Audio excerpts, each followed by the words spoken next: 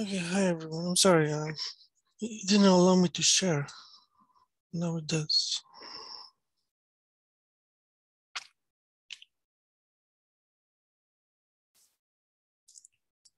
Okay. Okay, let's see.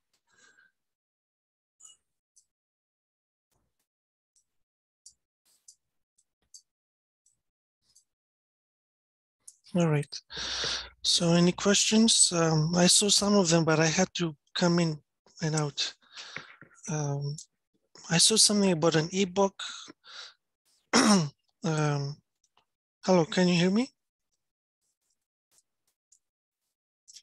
Okay, thank you. Yeah.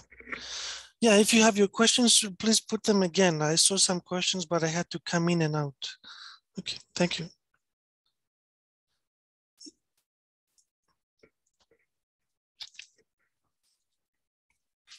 All right. So anything? Yeah, so can you get it over Amazon? Is that possible? Because there's no online, but we will upload the copies, upload the first few chapters. There's no online version.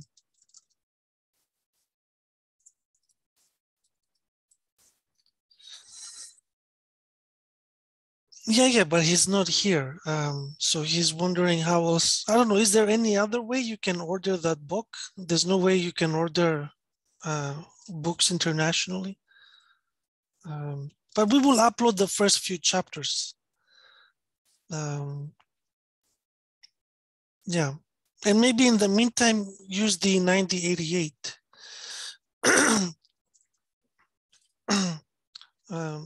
I mean, if you still have problems, make a post on Piazza and we can discuss. I'm not sure yet. I'm talking with Camelia. But in the meantime, you should get the 9088 copy.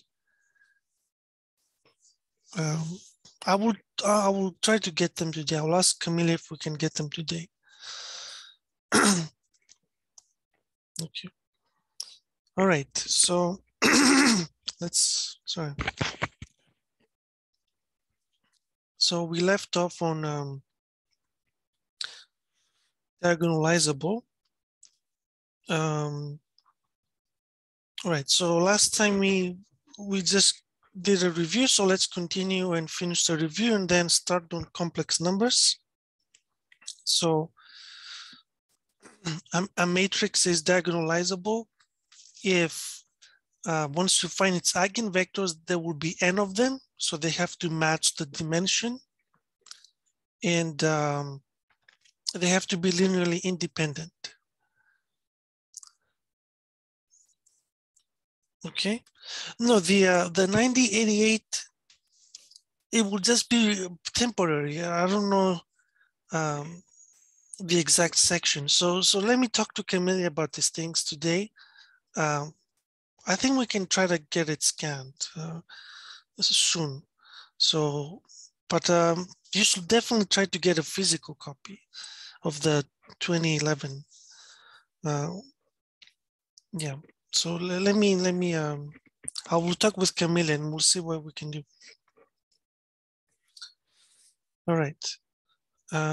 Okay, so this is the definition for diagonalizable.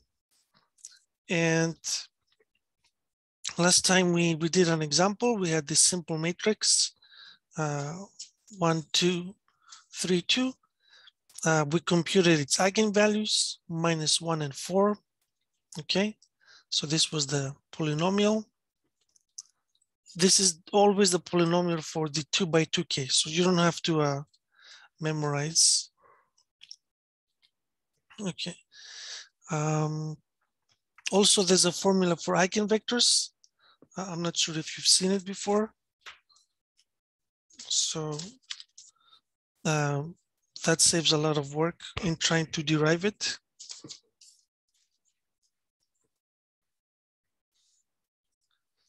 Okay. And let me see, any questions? Okay. Yeah, and so this formula is true when C is not 0, when B when C is 0 and B is not 0, you can use the other formula. But when C and B are 0, then you already have a diagonal matrix, in which case it doesn't matter. You just have 1, 0 and 0, 1. So if C is 0 and B is 0, then V1 is 1, 0 and V2 is 0, 1. Okay. All right. So we found these eigenvectors, and that means that you can write the standard representation. Okay. In terms of the diagonalized version of the matrix with its eigenvalues. And this P here is called a change of basis, if you like. Okay.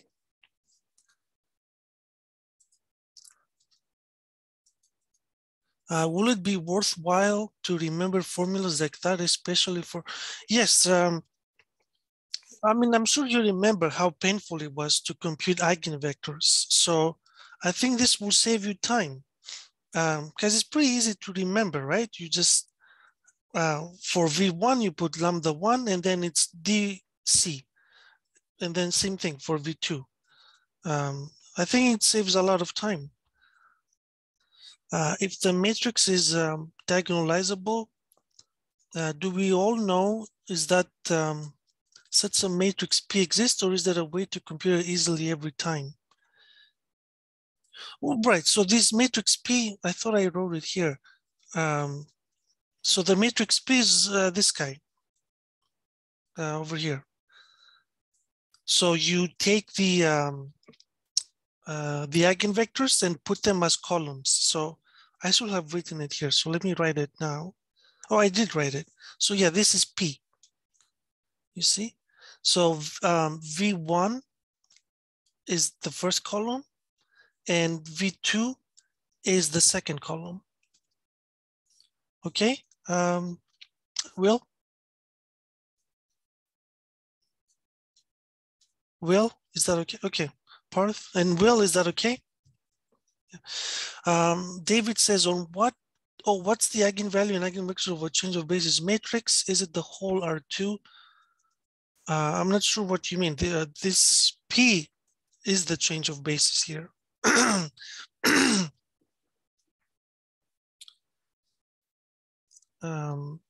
Right, David? So, I mean, maybe the change of basis is not a good word here. But in a way, that's what we're, change of basis for this operator T, for T. So this is not going from, you know, I mean, okay, anyhow. So this is the change of basis going from these eigenvectors V to the standard basis, right, David? I don't know what you mean by R2. I mean, so what do the letters next to T represent, like TEE for standard and eigen for diagonalized? Right, so we talked about this a little bit last time. So we have this matrix representation for T, right? So this is TUV. So then T of EE means that you write, it's the matrix AIJ, where you take the standard basis. So, you know, in the 2x2 case, 1, 0, 0, 1. And you evaluate this guy in terms of the other ones. So it will be A1, 1, 1, 0, plus A2, 1, 0, 1. Okay. So you do this the same for T01. So A 2, no, 1, 2, and A2, 2. Okay. So this will give you your A11, A2, A12, A21, A22. This is T of EE. And the same thing for VV. Okay, Rudrash?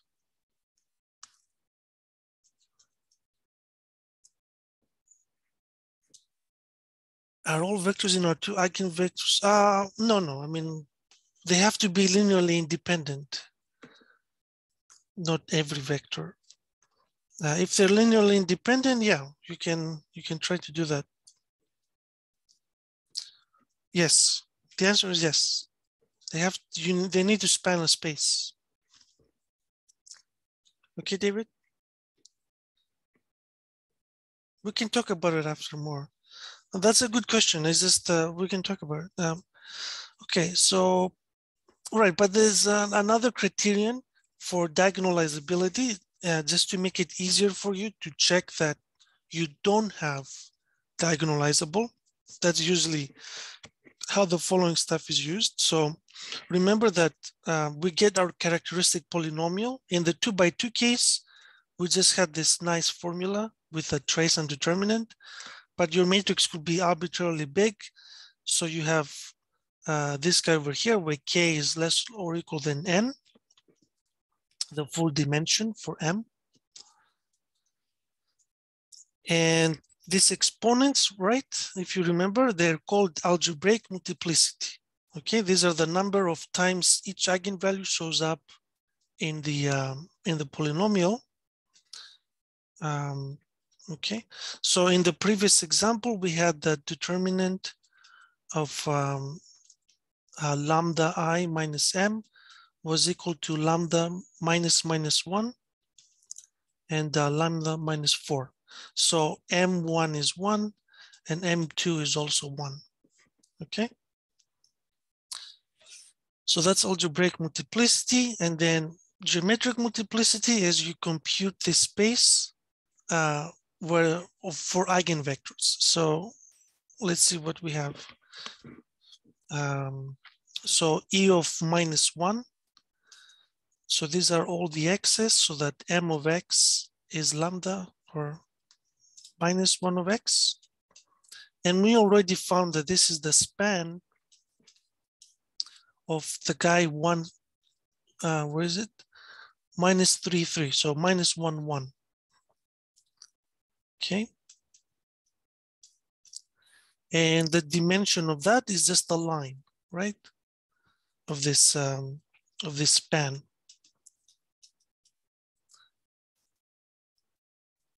So is that okay?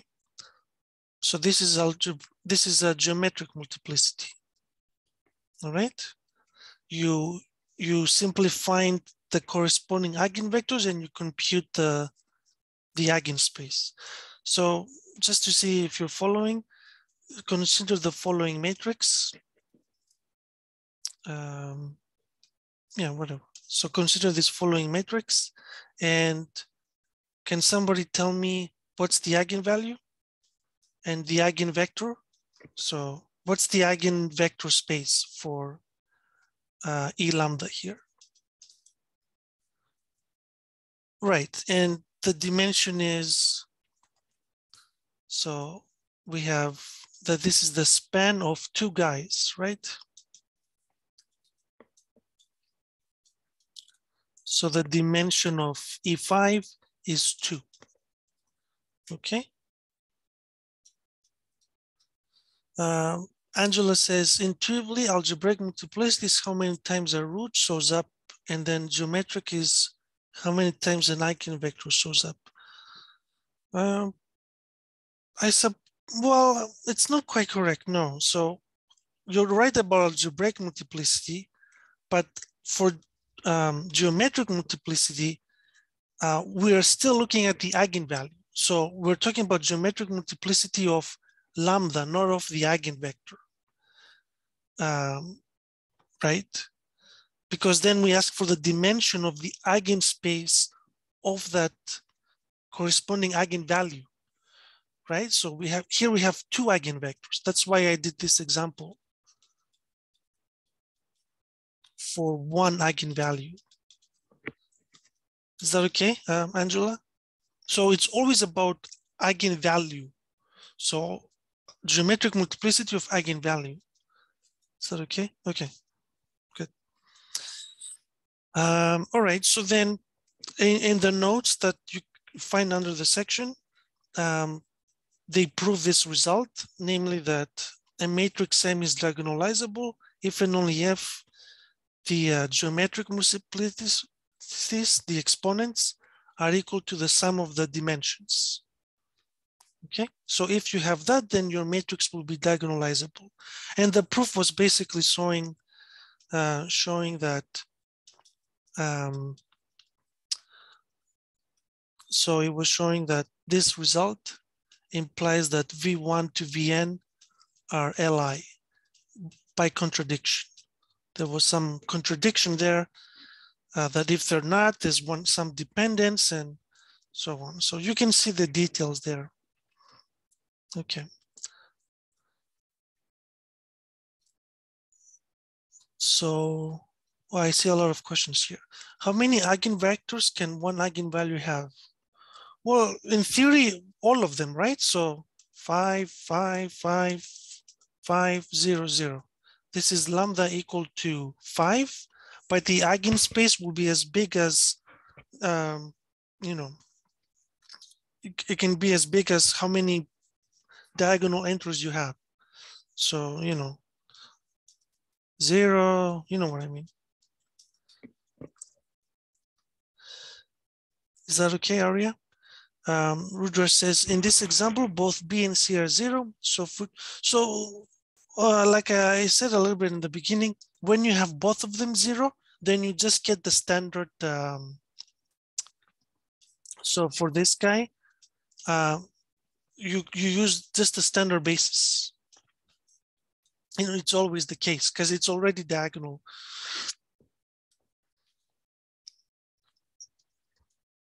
So one eigenvalue gives you multiple eigenvectors. Therefore, you have geometric multiplicity greater than 1. Yes, exactly. Yeah.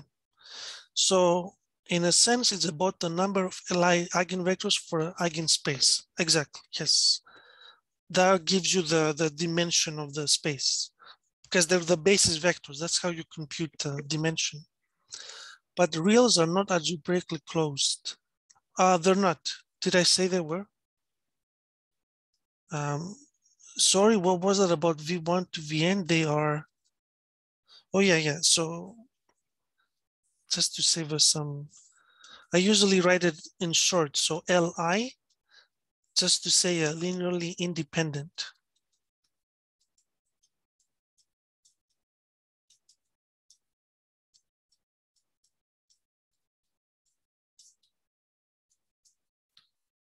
Criterion.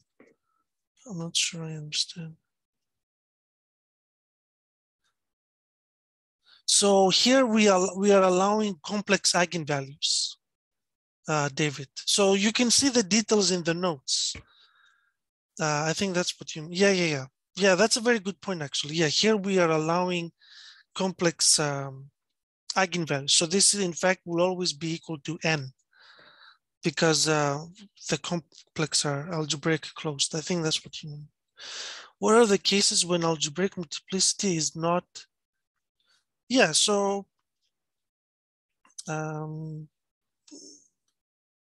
yeah, it will have to be non-diagonalizable. So I don't remember exactly. In the notes, there is an example. So I think it was something like this. And lambda is 5. So it has algebraic multiplicity equal to 2, but it only has one eigenvector, namely, what is it? So C is 0, so I have to use the other formula. So I take, what was it? 5 minus, I don't even remember. I usually use the other one. Okay. So 5 minus B. 5 minus A. Where am I? So, right, 5 minus A. So 5 minus 1, and then B. So let me write it on the side, because that's a good question.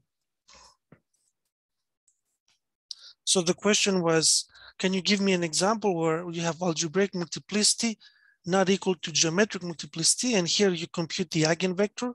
So you have lambda minus BA, and right? Did I make a mistake again? Lambda minus A. It's too early in the morning. Lambda minus A, B.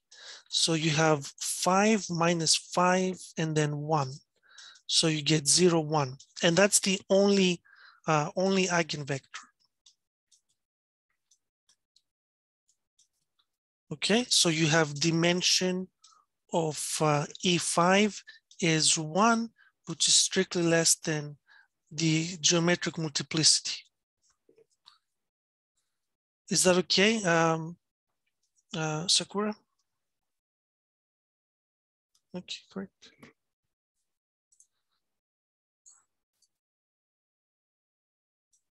All right.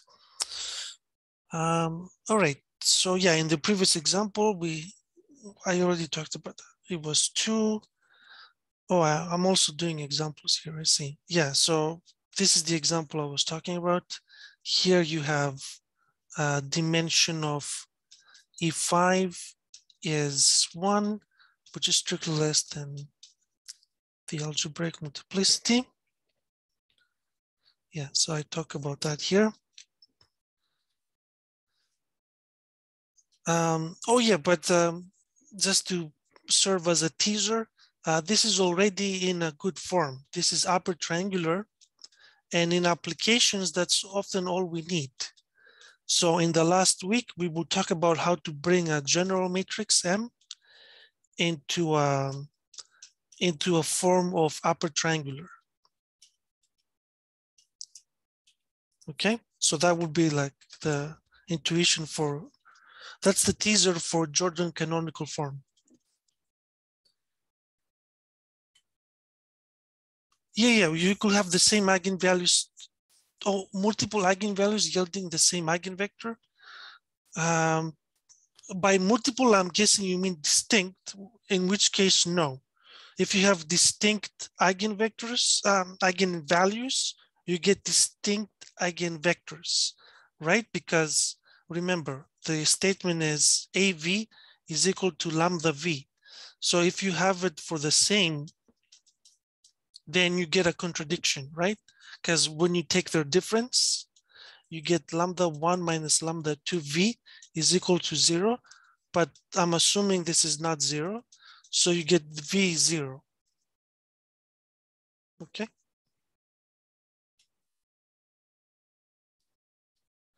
Mayma says, will it be 1, 0? Because C is 0. Yeah, C is 0. Yeah, but I used the other form. Maybe you should check me on this. Sorry. I think I wrote it here. Yeah, 1, 0. The thing I wrote here is the correct one. So yes. Did I write? Let me fix it here. Yeah, okay. Thank you. So this is the other way. Thank you. So B lambda A. So you get 0, you get 1, 0. Okay.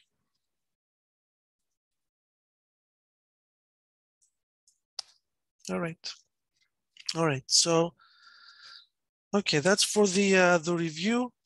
And now we move on into complex numbers. Okay. So let's start there. So what's a good introduction is the rotation matrix. Okay. So this is called rotation matrix, meaning that if you have a vector like this with an angle phi, let me go in the picture.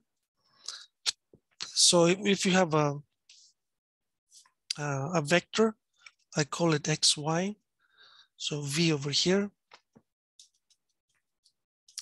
and you multiply V by this r theta, then you get another vector r theta V whose angle is theta plus phi.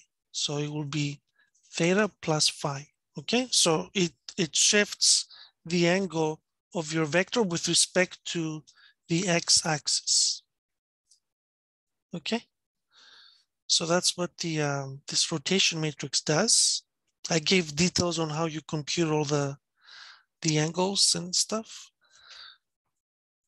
But let's work with a specific example because this is a little bit too abstract. So let's look at when you take your vector V and you move it by 45 degrees. So let's say it goes up here, okay? So it goes from here to here, 45 plus phi. All right, so this is the R1 V. All right, so this is our matrix. This is the R1. And let's find the eigenvalues. Let's find the eigenvectors. So, okay, I mean, I'm not sure if you can give it a try. So this is a 2x2 matrix. If some of you are comfortable with the eigenvalues, does anybody have an idea? So remember, lambda square is trace M, and then lambda plus determinant of M. If you want to practice, does anybody have an idea? I'll give you a few seconds.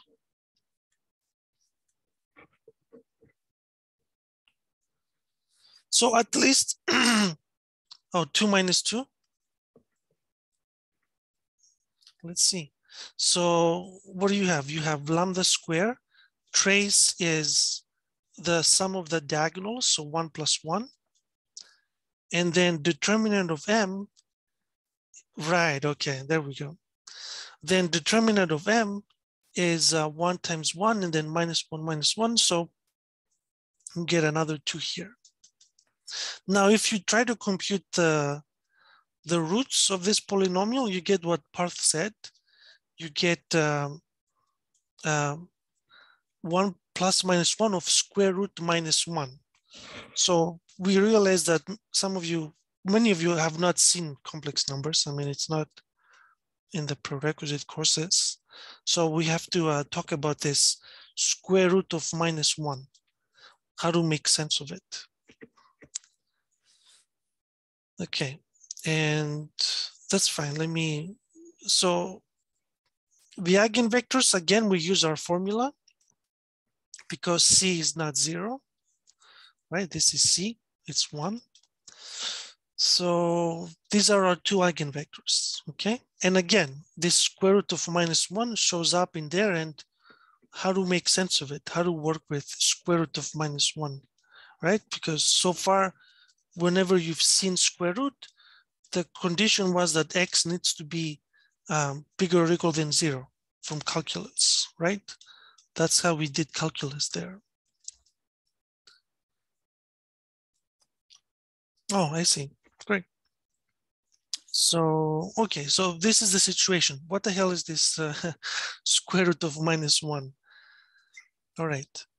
And then, okay, you found the eigenvectors, you do your diagonalization, but then on what vectors does it act on, right? So this P will be square root minus 1, 1, minus square root minus 1, 1. And what kind of vectors does it act on, right? So what will V be? All right. So yeah, this is the motivation that in a real problem, there are no complex numbers here.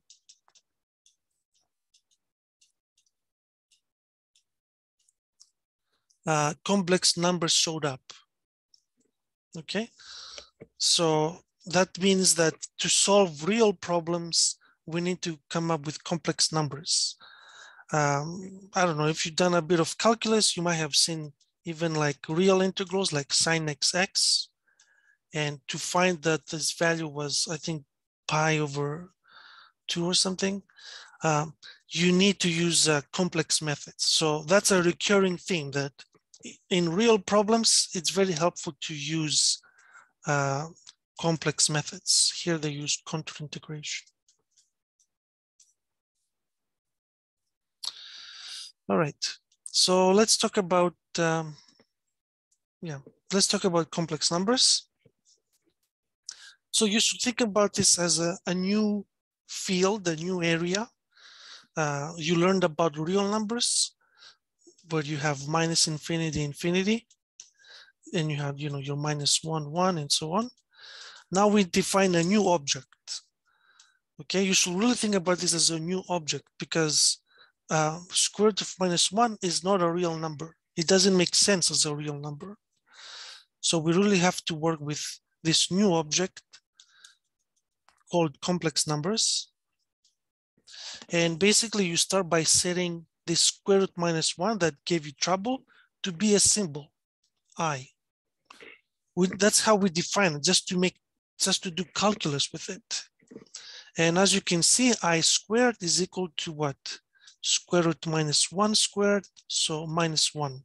So this is surprising, right? Because in calculus, you always have that x squared is positive. But here, z squared could be negative.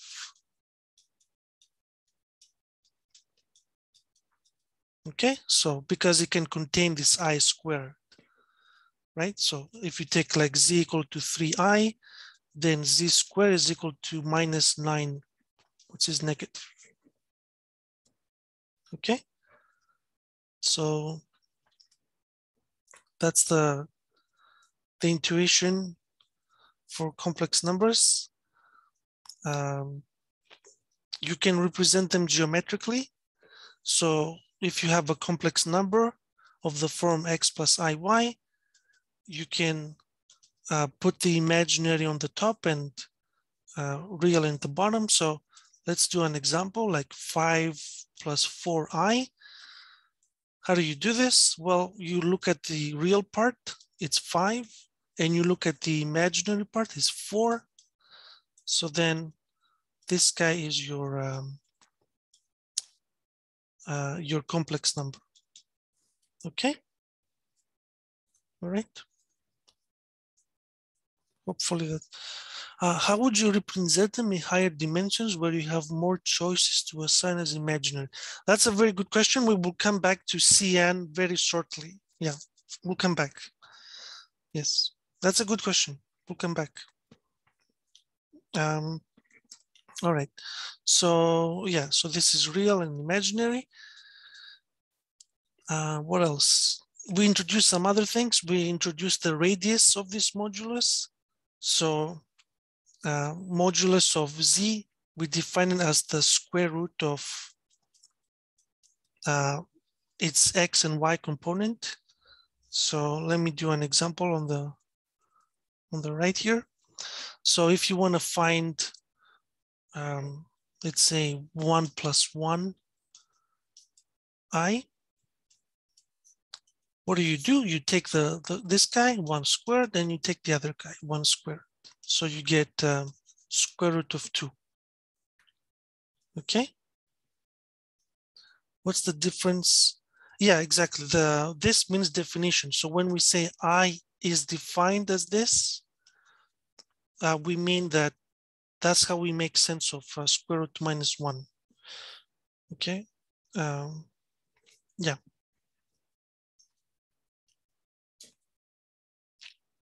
It's like when you use a variable, you say like, x equal to 4, meaning that from now on, whenever we work with x, it will just be 4. I know this is a silly example, but that's basically the idea. Okay, and then, but what does this radius represent? So let's do an example is just this distance. So this distance here from the origin represents the radius, the modulus. Okay, so if you've seen it before, this is called the Euclidean distance. Okay, that's because we can identify complex numbers, so z equal to x plus iy, with the vector going from 0 to xy. So, okay, any questions? That's also called the norm of z. That's right. Yes, also norm. Yep, perfect. All right. And moreover, we have the notion of angle. So this angle with the x-axis, theta, we call it argument of z. In practice, we don't really use arctan to compute it. This is the definition, but this is quite awkward to work with this for computing the angle. So there's another way to do it, much more convenient. So is what is called the polar form.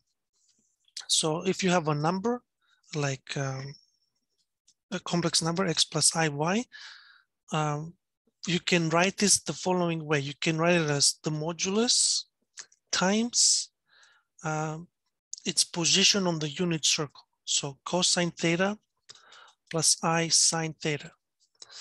So why is that possible? So suppose z has norm 1, okay? Then it means it's somewhere on the unit circle. So like over here, right? So this is z equal to 1. But hopefully you remember from calculus that any point on z equal 1 can be represented as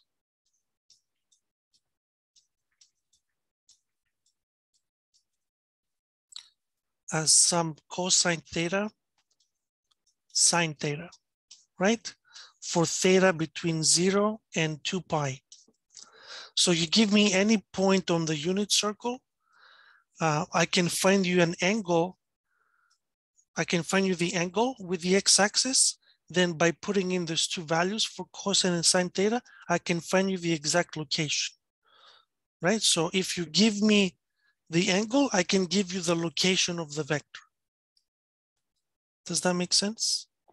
So, you know, just like a silly example, you know, take z to be I, okay?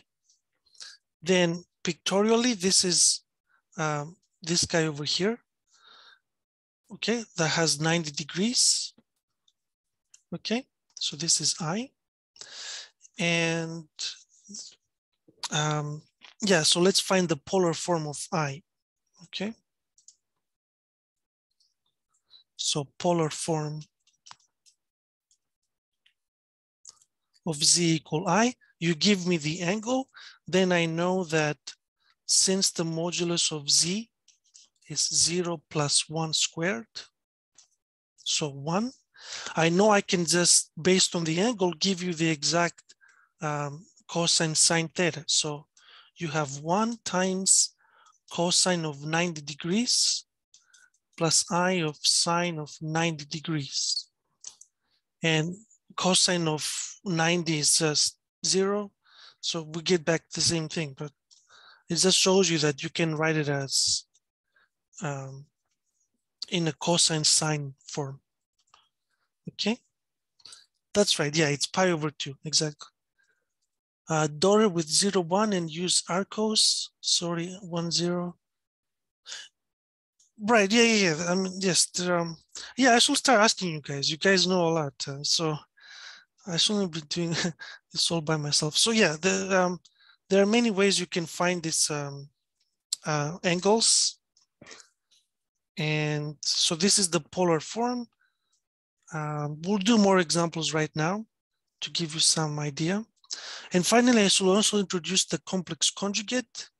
So pictorially is as follows: complex conjugate. So you give me a vector z. Once you reflect it across the x-axis, you get z bar. And the reason is because this guy is x plus iy. And z bar is equal to x minus iy. So you reflect across the axis to get the negative imaginary part, okay? One reason this is interesting is because if you take their product, z and z bar,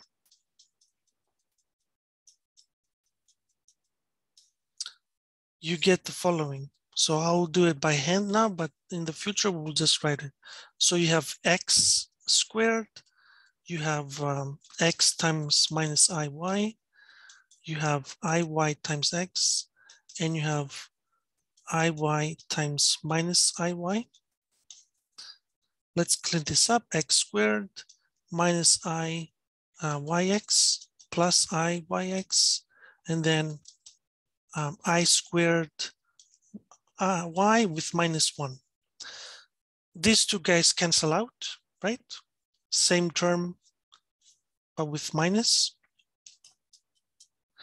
I squared becomes minus 1. And minus 1 gives you 1. Okay, so that's the formula. You have that z bar is equal to x squared plus y squared, which is just the modulus squared. Okay, that's a very useful formula that we will come back to it. All right, is the complex conjugation only for a y-axis reflection? No, x-axis reflection. Isn't this the x-axis? You're reflecting across the x-axis. Yeah, y squared, yes. So you can factor x squared, y squared. Yes, exactly. You can, I want to say the factor, you can be left with, yeah, okay. All right, let's do an example. So we found these eigenvalues for our rotation matrix, 1 plus I and 1 minus I, when we computed the roots of the characteristic polynomial. And yeah, and note they're conjugate of each other because you have plus and minus and same real part. So first we find the modulus. So you just add the real and imaginary part, okay? So you get square root 2. And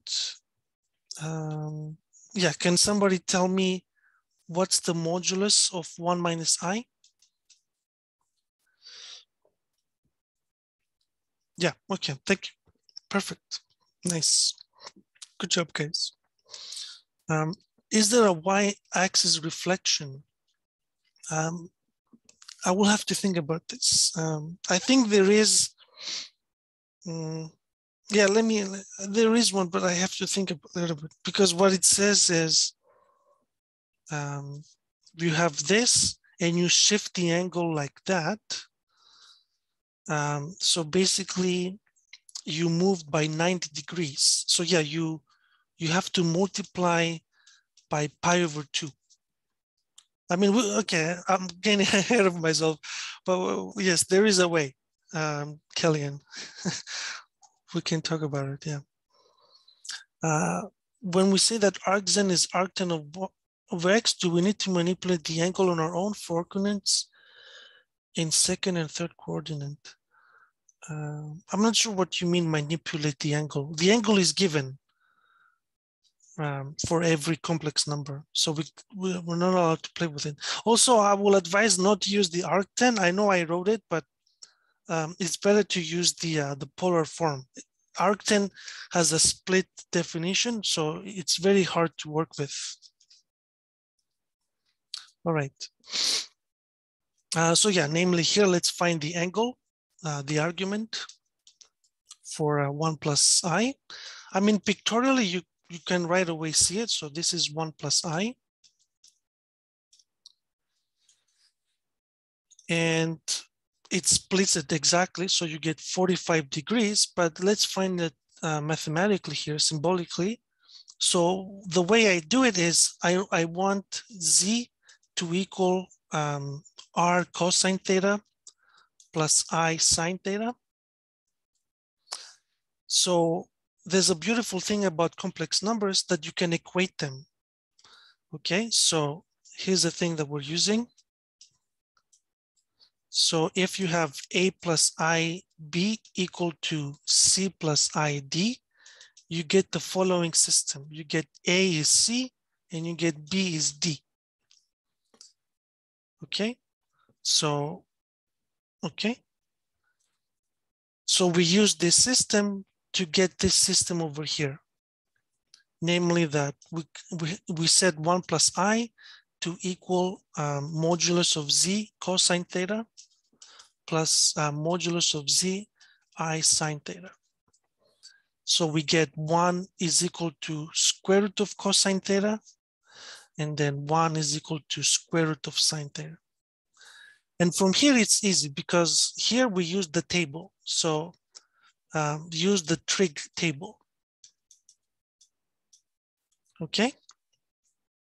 So that's what we do here. All right. So I will continue a little bit on complex numbers tomorrow. There's not much left, and we'll introduce the fields. Okay. So no, we're fine. We're good. Yes. Okay. So thank you, everybody. We'll continue tomorrow on complex numbers. Thank you. Thank you, guys.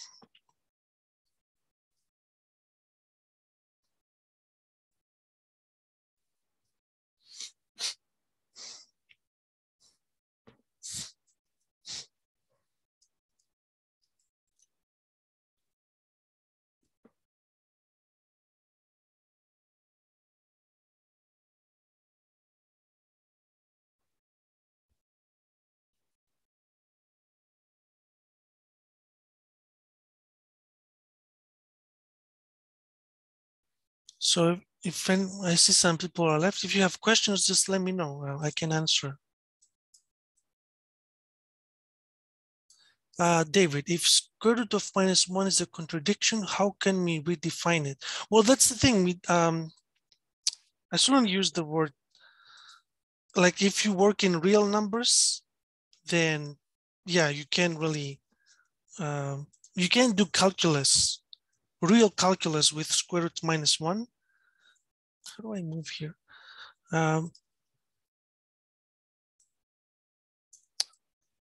So, oof.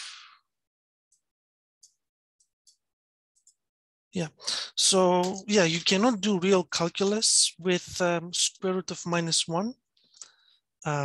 You know, for example, in real calculus, you know that x squared plus 1 is strictly positive, right?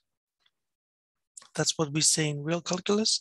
But if you allow x to be square root -1, you get that this guy is, you know, square root -1 squared plus 1, you get 0, which is a contradiction. So you can only do real calculus with this. So we introduce this new space of complex numbers. So this is really like a different object altogether. Can I take any proposition that is proved false and claim it's true altogether? Well, let me see. If it's interesting, that's right. Yeah. If you can get something interesting out of it, yeah. The reason we use this is because for one thing, it contains the real numbers. So, you know, when you write a plus ib, a and b are real. So it does contain the reals, right? So it's not like you still have consistency, okay? So you still have consistency, meaning that stuff you do with complex numbers contain what you can do with real. And so often, yeah, you can turn real problems into complex, like the one I mentioned, sine x over x from 0 to infinity. You can turn this into a problem in the complex plane. Then no proof no, I mean, that's funny. Well, we have consistency though, right? So it's not like that you cannot still say this. Is that you have to be careful. You have to say this is true when x is real. And this is true when X is allowed to be complex, like, when X is like minus, when X is I. So you have to be careful with your domains. Yes, so, and also the domain, you always have to specify the domain. So you should think about this as a new domain. So you have, you have reals, and then you extend, and the extension is consistent. Meaning that you can still say that x squared plus 1 is strictly positive when x is of the form A and B is 0. So there's this consistency there. Is that okay? Okay.